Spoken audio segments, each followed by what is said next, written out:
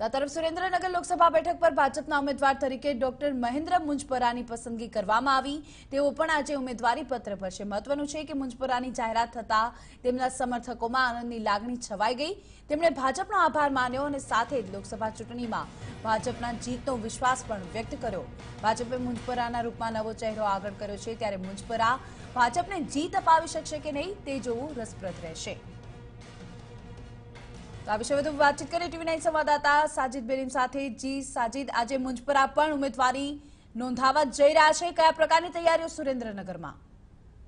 जी जो बात करें तो जो सुरेन्द्रनगरनी बहु चर्चित सीट थी અને જે સીટ ઉપર હાલમાં પણ કોંગ્રેસે હજી કોઈ ઉમેદવાર જાહેર કર્યા નથી અને ભાજપે પણ તેજી ફતેપરાનું પત્તું કાપી અને ડોક્ટર મહેન્દ્ર મુંજપરાને આ ટિકિટ આપી છે। ત્યારે આજે જો વાત કરીએ તો જે ભાજપ તરફથી જે મહેન્દ્ર મુંજપરા છે તે પોતાનું ઉમેદવારી પત્ર રજૂ કરવા જશે અને આ તકે જિલ્લા કલેક્ટર કચેરી ખાતે મંત્રી કુંવરજી બાવળિયા, આઈ.કે. જાડેજા, પ્રભારી શ્રી નીતિન ભારદ્વાજની ઉપસ્થિતિમાં ફોર્મ ભરશે અને હજારો સમર્થકો હાલ અત્યારથી જે ભાજપ કાર્યાલય છે ત્યાંથી એકઠા થયા છે અને અત્યારે હાલ જો વાત કરશે 11 વાગે ત્યાંથી એક સરઘસ રૂપે ત્યાં જશે અને ફોર્મ ભરશે અને જીતનો આશાવાદ તેઓ વ્યક્ત કર્યો હતો।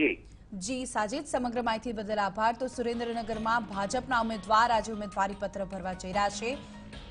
ડોક્ટર મહેન્દ્ર મુંજપરાની પસંદગી કરવામાં આવી છે આ બેઠક પર કે જે ભાજપના કાર્યકરો સાથે આજે ઉમેદવારી પત્ર ભરવા જશે।